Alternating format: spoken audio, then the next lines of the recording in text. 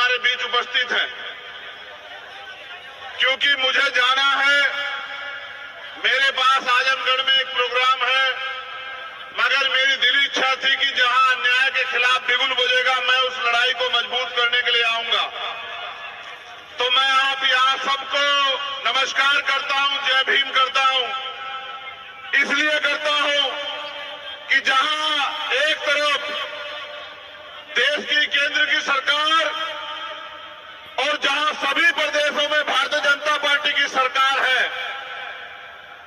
वो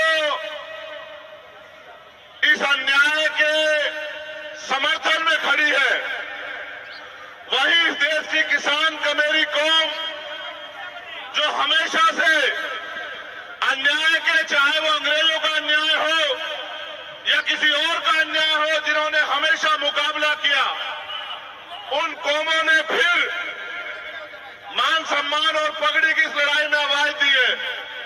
उस लड़ाई को मजबूत करने की जिम्मेदारी हम सबकी है।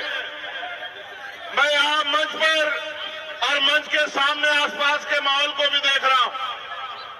बहुत गुस्सा है लोगों के अंदर, बहुत तकलीफ है लोगों के अंदर। अगर आज ऐलान हो जाए तो दिल्ली में बैठे बादशाह को यह खबर लग जाएगी कि कुछ ही घंटों में जो है सारे बॉर्डर सील करने पड़ेंगे। ये ताकत है किसान कमेरों की। लेकिन सवाल यह है कि आज मुकाबला किससे है और आज हालात क्या है, इसको भी समझना और देखना पड़ेगा। अगर मुकाबला उन लोगों से होता जिनमें चरित्र है, जिनका जमीर जिंदा है, जिनके अंदर इंसानियत है, तो मुझे लगता है उनसे मुकाबला करने के लिए पहलवान काफी थे। लेकिन मुकाबला उनसे है जो बहन बेटियों की आवाज को, इस अन्याय को दिल्ली की कुर्सी में बैठ के नहीं देख रहे या देखने नहीं चाहते। मैं ना उनको ताकतवर मानता हूं और ना ही मैं मानता हूं कि उनके नेतृत्व में देश की बहन बेटियां सुरक्षित हैं। आपने देखा आज जब हम लोग इकट्ठा हुए, हमारा दर्द यह है कि 28 मई को क्या हुआ। जब 28 मई को वो बेटियां जिन्होंने देश का नाम रोशन किया, जब वो 28 मई को महिला पंचायत के लिए निकली, तो उन्हें क्या सहना पड़ा, किस तरह से गुंडों जैसा बर्ताव उनके साथ हुआ। और पूरी सरकार ने हमारी पगड़ी का तमाशा देखा और हमें बेइज्जत किया दिल्ली से।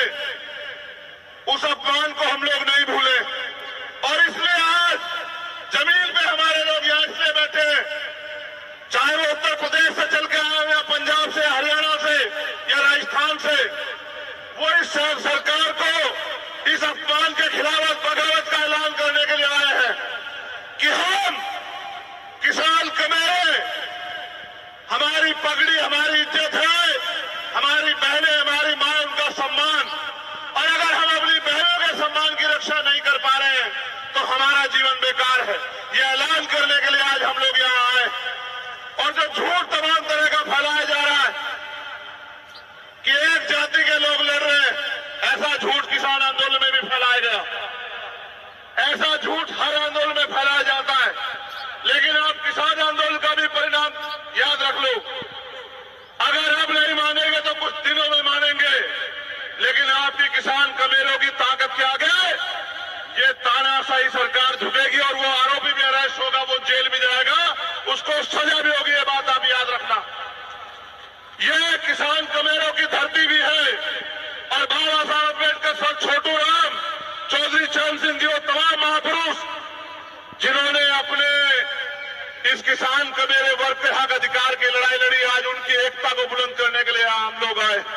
और हम ये मानते हैं कि इस सरकार से बिना एकता के नहीं जीता जा सकता है। वो एकता जो इनकी जड़ें उखाड़ देगी, और वो एकता एकमात्र एकता है किसान कमेरों की एकता। गांव में रहने वाला किसान कमेरा जो एक दूसरे का साथी है, अगर वो एकजुट हो जाएगा, भाईचारा बनाएगा, इनकी नफरत के एजेंडे में नहीं आएगा और हक हकूक की लड़ाई सड़क पे लड़ेगा, अपने नेताओं के, अपने लीडर के हक हकूक उनके निर्देश में काम करेगा, तो मेरा ये मानना है कि आज नहीं तो बहुत जल्द ये सरकार घुटनों पे आएगी और देश के प्रधानमंत्री फिर से माफी मांग नौजवान किसानों से, कमेरों से, महिला पहलवानों से, हमारे पुरुष पहलवानों से, हमारे कोचों से, सबसे माफी मांगेंगे और ये कहेंगे कि हमने गलती की, हमने गुंडेगार आरोपी का साथ दिया।